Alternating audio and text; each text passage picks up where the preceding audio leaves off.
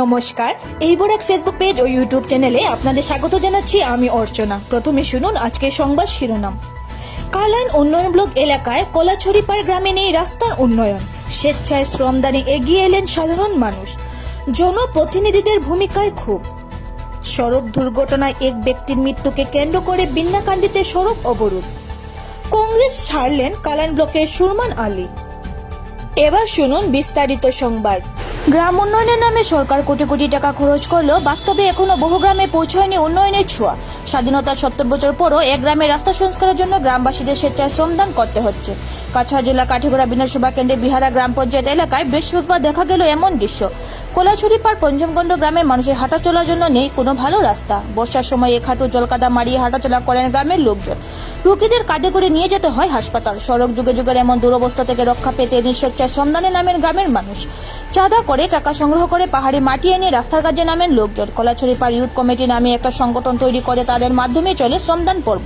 গ্রামবাসীরা জানান, গ্রামের উন্নয়নে লক্ষ লক্ষ টাকা খাতাপত্রে খরচ দেখানো হলো, বাস্তবে এর ছিটে ফুটেও পৌঁছয়নি। 27 লক্ষ টাকার মনরেগার কাজ শুরু হলেও রহস্যজনকভাবে এই কাজ শেষ হয়নি। জিপি সভাপতি, এপি সদস্য থেকে শুরু করে বিধায়ক অমরচাঁদ জৈনের দ্বারস্থ হয়েও কোনো সাহায্য পাননি তারা। ফলে বাধ্য হয়ে স্বেচ্ছায় শ্রমদানে নেমেছেন গ্রামের মানুষ। আমরা কলাছড়িপাড় ফাইভর মানুষ, আমরা এমএলএ ভোট দিয়ে এমএলএ বানাইছি, কিন্তু কোনোদিন আমরা এমএলএ দেখছি না, কোনোদিন আইসুন না। আমরা বারবার জানাইছি, তানোর ঘরে গেছি আমরা, বুঝলে তান কোনো পদক্ষেপ নিছুন না, তান কাজটা করাইয়া হয়েছে কিচ্ছু নাই কাজ। এমএলএ ফাউন্ডের কোনো কাজ নাই। ঠিক আছে, আমরা আজ বহুদিন থেকে নিটা রাস্তা নিয়ে বহুত আন্দোলন করতেছি, কিন্তু কেউ আমরা কথাটা কয় না, রাস্তা বানাই দে না। 2015-16 একটা কাম আইছে 27 লাখ টাকা। এই কামটা পরে কিছু মাটি ফেলাইয়া এরপরে আর কোনো কাজ হয়েছে না। এরপরে তার লগে মাত কথা হইলো যে এটা কাজ হয় না, কেন তারা কয় স্কিম ডিলাইট হয়ে গেছে, স্কিম নেটও তাকে উড়ি গেছে। এটা কি ধরনের কথা আমরা তো সাধারণ মানুষ জানতে পারি না। এরপরে আরো একটা 15 লাখ টাকার কাম আছে, এটাও সেম পরিস্থিতিও, খালি হয় তারা ডিলাইট হয়ে গেছে, উড়ি গেছে। কিন্তু আমরা যে ডিপি অফিস টু কলাছড়িপাড় এটা এখন পর্যন্ত আমরা রয়েছে না, আবো আমরা খাদার মধ্যে আটিয়ার সমস্ত মানছে। তো এইটা আমরা অনুরোধ করতে দিই মাননীয় পিডব্লিউডি মিনিস্টার রে, মুখ্যমন্ত্রী রে, সর্বানন্দ সোনোয়াল সাহেব রে, যে আমাদের রাস্তাটা যাতে পিএমজিওয়াই মধ্যে দোকানি হয়।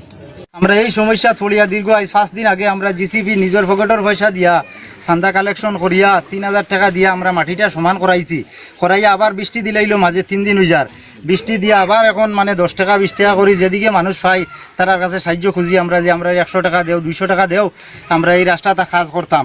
আমরা কোনো প্রতিনিধি হলরে কইতে আমরা আর বিরক্ত লাগিয়েছি, পুরা বিরক্ত লাগিয়েছি।